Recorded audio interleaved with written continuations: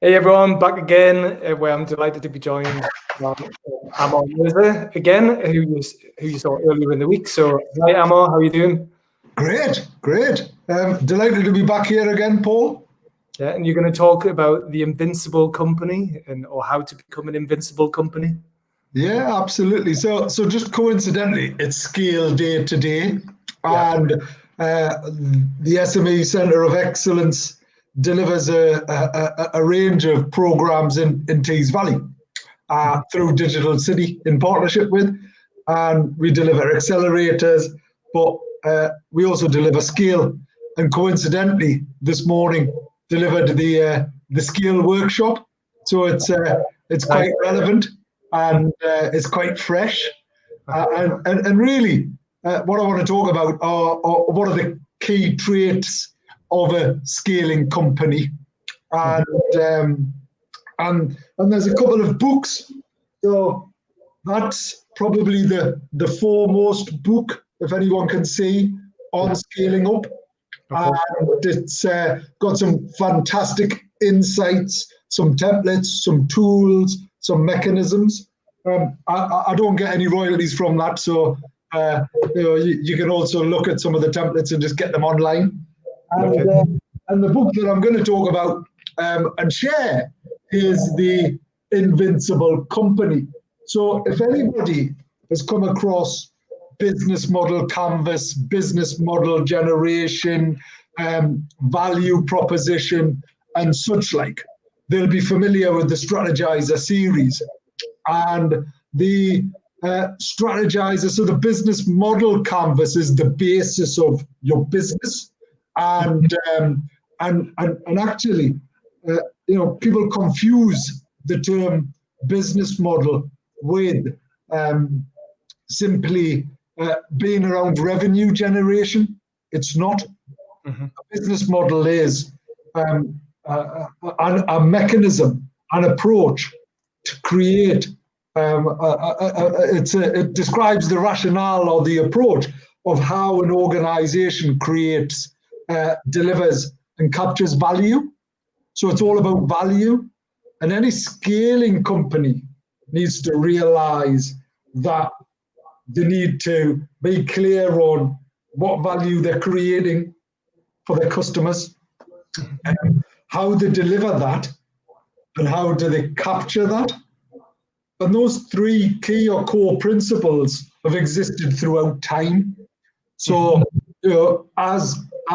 as sort of business models have moved on, technologies sort of helping deliver and drive that.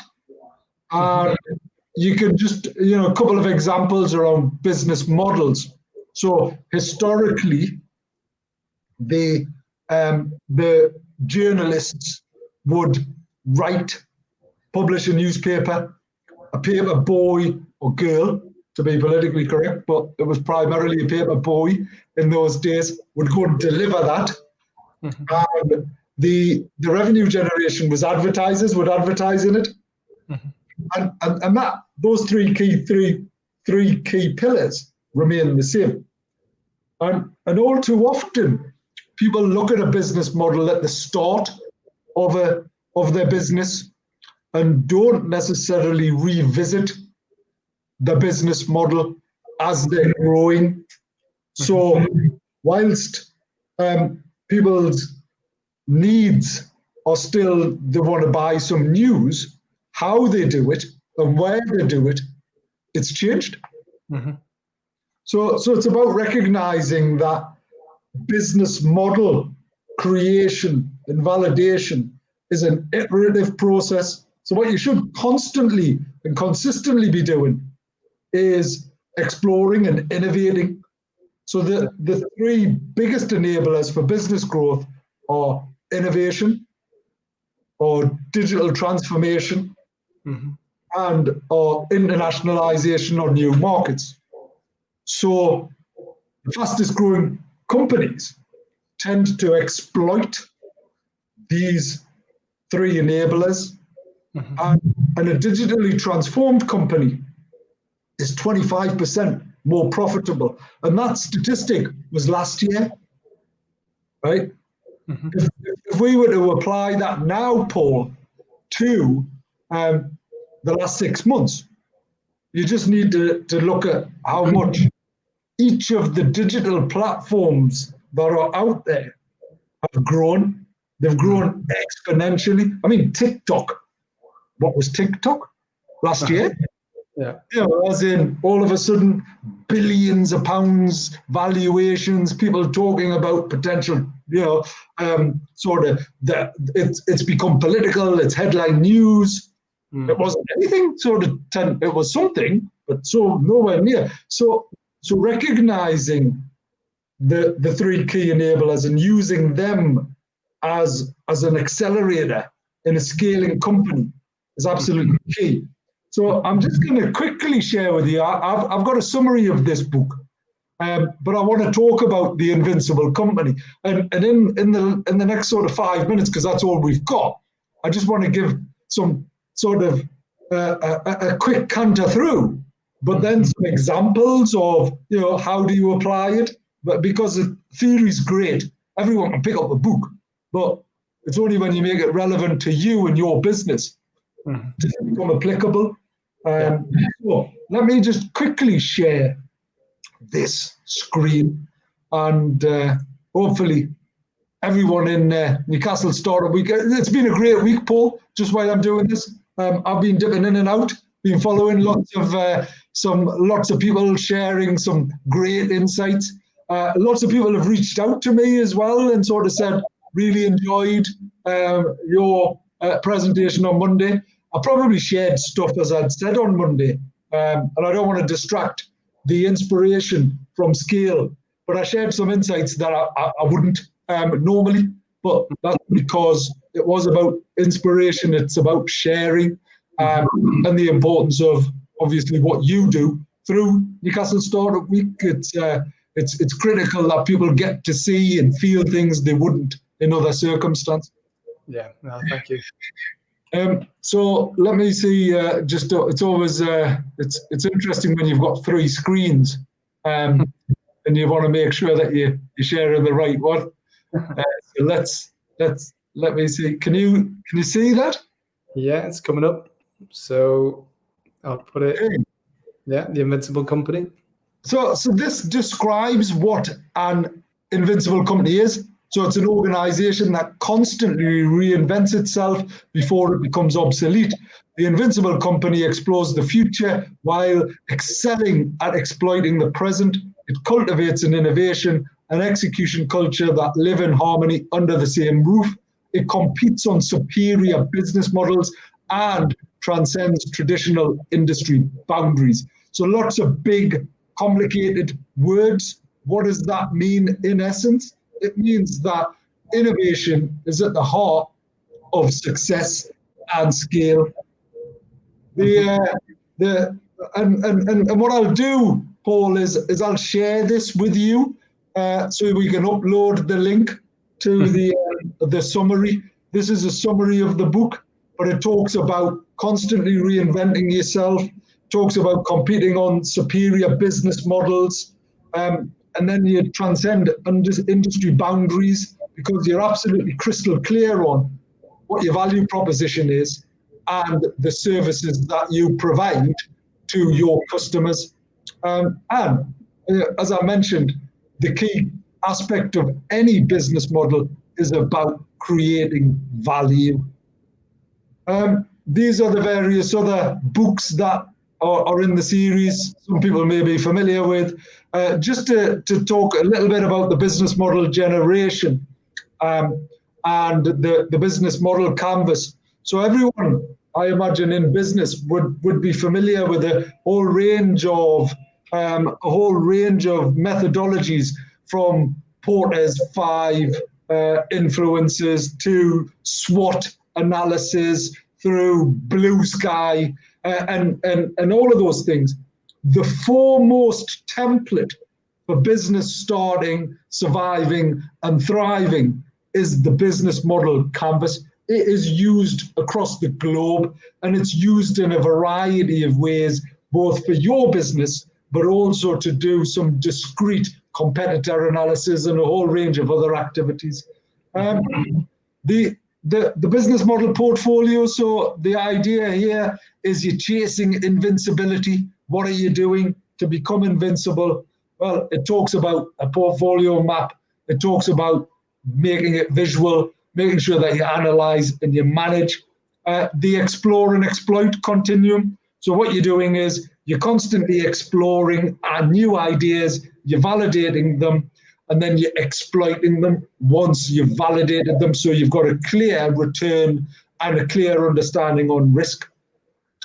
Portfolio map, I've just mentioned. So the exploration is constantly testing, constantly validating your ideas, and the expected return of those against the innovation risk, and then you move them into exploit. I should turn off my I should turn off my notifications. But anyway, so portfolio map, explore, expected return and innovation risk. I'm not going to go through all of this, but my point being is this is a great methodology, a great approach to follow, and it talks about innovation and how innovation, what's more important than doing one big thing is to test lots of ideas, validate them, and then bring out the successful one. And all of the larger companies do that. It's slightly harder in a smaller organization, but you can develop an innovation culture. And I'll share these methodologies, these approaches. Final point around a scaling company. The one thing that a scaling company always does is makes sure that its product, its service, does the desirability test. Does someone want it? Will someone buy it? The feasibility test. Are you able to deliver this, whatever you're proposing? And the viability test, which is, are you going to make money from it? So I'm going to stop there, Paul. Answer if you've got any couple of questions. But I just wanted to dip in, give a very short, sharp type of insight on scaling. And I've helped organizations start from sort of nothing through to multi-million pound ones. I've helped organize, we've probably helped raise over 150 million pounds in investment over the last sort of 10 years now. I've worked with some of the big names, so including McDonald's, Microsoft, all of those. But where I really enjoy supporting organizations to scale are the ones that are local, the ones that are hungry. And a scaling company can scale so much quicker if they maintain a startup culture. Mm-hmm. It's about being hungry. It's about, constantly doing and constantly being eager, constantly validating. That's what makes a scaling company. Yeah, no, I love it. Well, I've mentioned it a couple of times during the week, but you'll know the Lean Startup, right? But he's got a follow-up book called The Startup Way, which not many people have read. But that's about that. It's about how companies have to how a lot of big companies forget how to be innovative, so they stop doing that. So, I think Justin talks about this. He talks about startups are usually very good at search, and enterprise level corporates are very good at execution. They've hit on the formula of success, and they're very good at doing it again and again, rinse and repeat, maximizing the value from that. But then they forget how to do the search, the innovation. So he's proposing a way that how the larger businesses can maintain that startup mentality, and how the small companies can learn from what the big companies do on the execution. But he's basically proposing like a middle way where, just like companies have an HR function, finance function, they should have an innovation function that runs throughout the whole company. And you might have a team where it's their job title or their role to be the innovation team. But innovation can come from anywhere in the company. And it should. So the exercises that we go in and support, so the whole SME, apologies, the SME Centre of Excellence, we go in and co-create. The most important point with innovation is it's not just one person's or one functionality's responsibility. This thought that it's just the developer or the design teams there is the wrong one.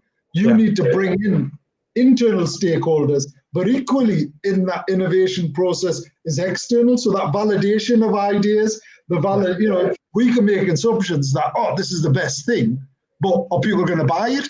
97% of businesses fail, Paul, because they've created an idea in a bubble. As in they didn't then go out and speak to customers and check whether they needed or wanted that. Apologies, I'm going to have to disappear. No, that was really good. I'll share some resources. Happy to help support and encourage more companies and organizations to scale up.